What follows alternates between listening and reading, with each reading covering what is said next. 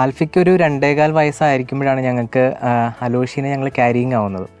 അപ്പോൾ ആ സമയത്ത് ഞങ്ങൾക്ക് ഭയങ്കര ടെൻഷനായിരുന്നു. ഓക്കെ, ആൽഫി ഇവന് ആകെ 2.25 വയസ്സായിട്ടേ ഉള്ളൂ.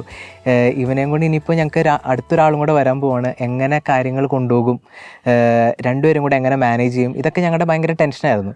പക്ഷേ ഇതൊക്കെ കാണുമ്പോഴും നമ്മുടെ ചുറ്റിനുമൊക്കെ ആൾക്കാർ ഈ പറഞ്ഞ പോലെ 3-4 കുട്ടികളൊക്കെ ഉള്ളവരുണ്ട്.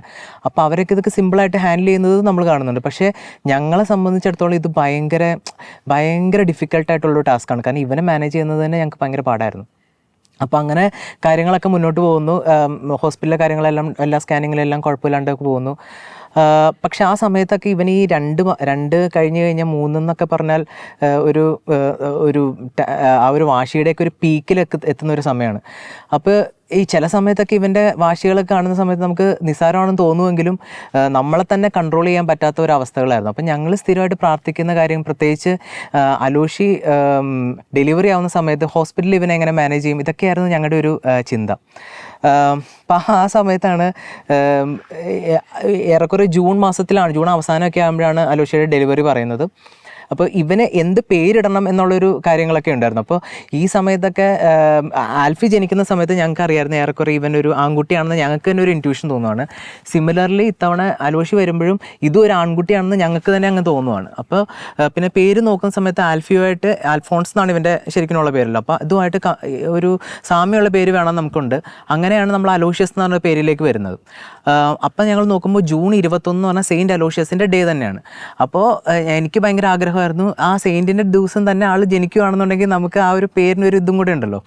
അപ്പോൾ ഞാൻ പ്രാർത്ഥിക്കുന്നുണ്ട് ആ ദിവസം തന്നെ ആവണം എന്നൊക്കെ. പക്ഷെ നമ്മൾ ഡോക്ടറിൻ്റെ അടുത്ത് ചെല്ലുമ്പോൾ ഡോക്ടർ പറയുന്നത് ഇല്ല, ഇത് ജൂൺ 29 അപ്പോൾ നിങ്ങൾ അതനുസരിച്ച് നിങ്ങൾ പ്ലാൻ ചെയ്താൽ മതി എന്നൊക്കെയാണ് ഡോക്ടർ പറയുന്നത്.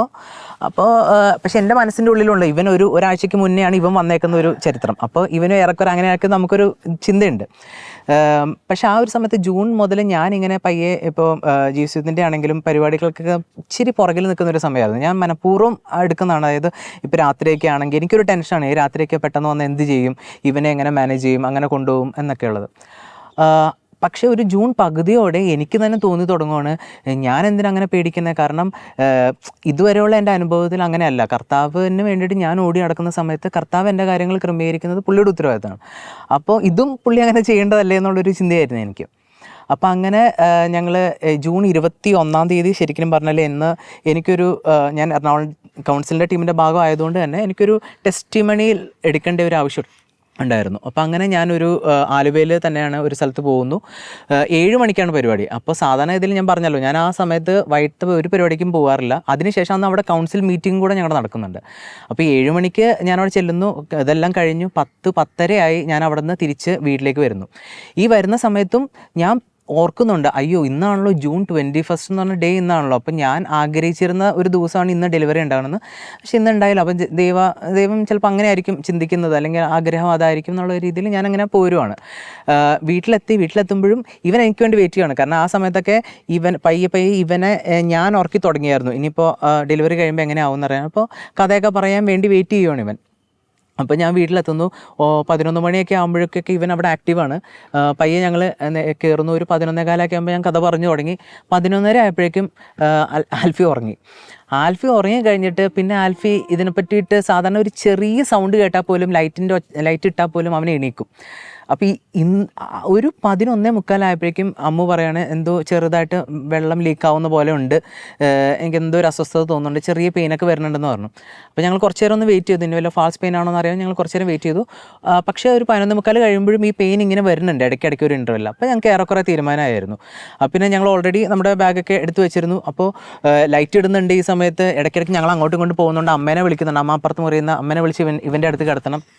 ഇതൊക്കെ ഇവിടെ നടക്കുന്നുണ്ട്.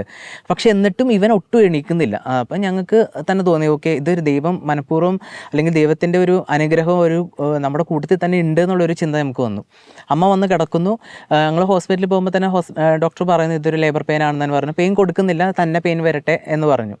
അത് ഇവക്കും വലിയൊരു ആഗ്രഹമായിരുന്നു ആ ഒരു സമയത്തൊക്കെ, എനിക്ക് തന്നെ ഇത്തവണ പെയിൻ വരണം, അല്ലാണ്ട് ലേബർ റൂമിൽ നേരത്തെ പോയി കിടക്കരുതെന്നൊക്കെ ഉള്ളത്. അങ്ങനെ പിറ്റേ ദിവസം രാവിലെ കറക്റ്റായിട്ട് പറഞ്ഞാൽ 7:59 അലോഷി ജനിക്കുന്നത്.